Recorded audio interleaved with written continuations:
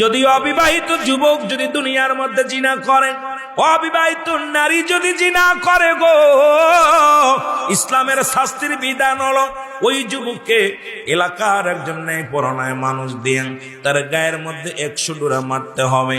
ওই 1 ডোরা মারলে যেন মারা যায়, যদি মারা যায় বাকি অংশগুলো তার জানাজা কাফন পরা গোসল করাবেন, কাফন পরাবেন, দাফন করাবেন, বাকি বেতের বাগাতগুলো ওই কবরের উপরে মারা লাগবে। এটা হলো ইসলামের বিধান। একটা যুবক যদি আজকে পাবনার জমিনে এই দমন যদি একটা যুবক যুবতীর বিচার করা হতো গো, আল্লাহর কসম কোন যুবতী কোন নারীর হাত ধরে টানতে পারতো না, কোন নারী কোন পুরুষের হাত ধরে টানতে পারতো না। আমার দেশের ছেলেরা রিসোর্টে যেত না, আমার দেশের ছেলেরা পার্কে যেত না। আজকে আমাদের কপাল খারাপ, এই বিচারগুলো করা হয় না। জোরে জোরে বলেন ঠিক কিনা? এ হলো যুবকদের জন্য বিচার, অবিবাহিত নারী পুরুষের বিচার। পৃথিবীর মধ্যে যদি কোনো বিবাহিত পুরুষ বিবাহিত নারী জিনা করে, আজকে পত্রিকা খুললেই দেখা যায় পরকীয়া, দেখা যায় বাবা ছেলে রয়েছে বিদেশে, স্ত্রী আর নাই। দেখা যায় মুসলমান প্রতিটা বাড়ির মধ্যে জিনা ব্যভিচার, অন্যায়। কিসের ইসলাম মানো, কিসের তরিকা মানো, কিসের মুসলমান, কিসের কোরআন মানো? কোরআন যদি মানতে তোমার দ্বারাই কোনোদিন ব্যভিচার করা সম্ভব ছিল না। গত দেখেছি 3 মাসের মধ্যে 906 জন বলৎকার ধরা পড়েছে আমার দেশে। তাদেরকে আবার জেলখানার মধ্যে বন্দী রাখছে।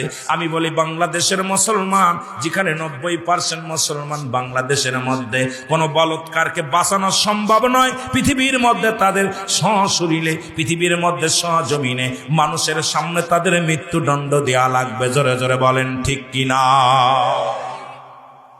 যদি কোনো বিবাহিত পুরুষ বিবাহিত নারী যদি জিনা করে, সর্বপ্রথম তাদের মাটির নিচেই পুঁততে হবে, বুক পর্যন্ত মাটির নিচেই পুঁততে হবে। তুমি কত বড় মাওলানা, তুমি কত বড় মুফতি, কত বড় মুহাদ্দিস, তুমি টাকাওয়ালা হও, বাড়িওয়ালা হও, বিধান হলো আল্লাহর কোরআনের বিধান, রাসূলের সুন্নাত তরিকার বিধান হলো বিবাহিত নারী বিবাহিত পুরুষ যদি জিনা করে, সঙ্গে সঙ্গে তার বুক পর্যন্ত মাটির ভিতরে পুঁততে হবে, কঙ্কাল নিক্ষেপ করতে হবে, যতক্ষণ পর্যন্ত মৃত্যুবরণ না করে, যতক্ষণ পর্যন্ত মরণ নিশ্চিত না হবে, ততক্ষণ পর্যন্ত তাকে পাথর মারতে হবে, ইট মারতে হবে। যখন নিশ্চিত হয়ে যাবেন উনি মারা গেছে, তখন তার মাটি করে লাশটা উঠাবেন। লাশ উঠায়া পৃথিবীর কোন কুকুর শিয়াল দেখায়া দিতে হবে। কোন জিনাকারী নারী, জিনাকারী পুরুষ বিবাহিত, এদের দাফন করানো যাবে না, কাফন পরানো যাবে না। একটা বিচার যদি বাংলার জমিনে হতো, আল্লাহর কসম বাংলার জমিনে পরের বড় হাত ধরে টানাটানি বন্ধ হয়ে যেত। জোরে বলেন ঠিক কিনা? ওয়াজ শোনেন বাবা, আমি আগেই বলেছি আমি এত বড় জ্ঞানী না। বিদ্যা সে বলে আমিনুল মুমিনিন,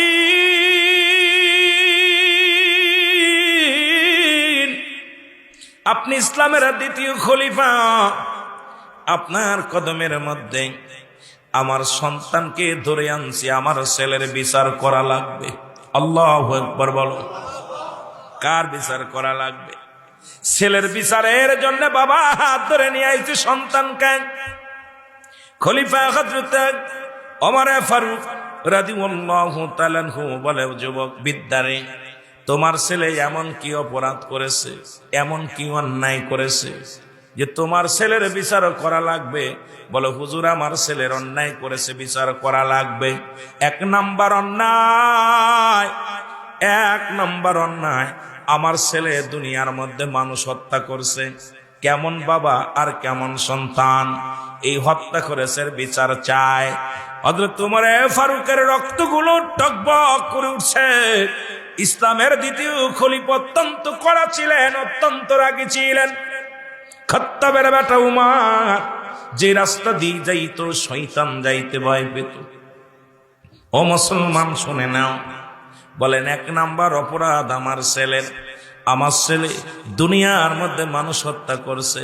হযরত ওমর ফারুক বলে, যুবক রে, তুমি কি জানো না মানুষ হত্যা করা মহাপাপ? তুমি কেমনে মানুষকে হত্যা করলা?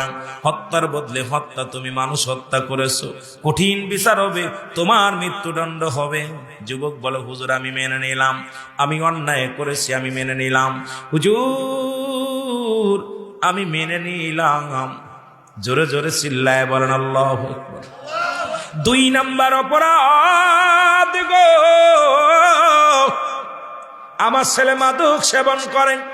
আল্লাহু আকবার বলেন। আমার ছেলে মাদক সেবন করে। হযরত ওমরে ফারুক ক্ষিপ্ত হয়ে বললেন, যুবক রে, তুমি কি মাদক সেবন করো? বলে, জি হুজুর। বলে, এটা গুরুতর অপরাধ। বলে, হুজুর, আগে জানতাম না, এখন জেনেছি, যে বিচার হবে আমি মেনে নিলাম। নাম্বার 3, বলে, যুবক বিদ্যা, তোমার নাম্বার 3 বলো। বলে, হুজুর, আমার ছেলে দুনিয়ার মধ্যে জিনা ব্যভিচার করে। বলে, এটাও গুরুতর অপরাধ, কারণ পৃথিবীর মধ্যে যদি কোনো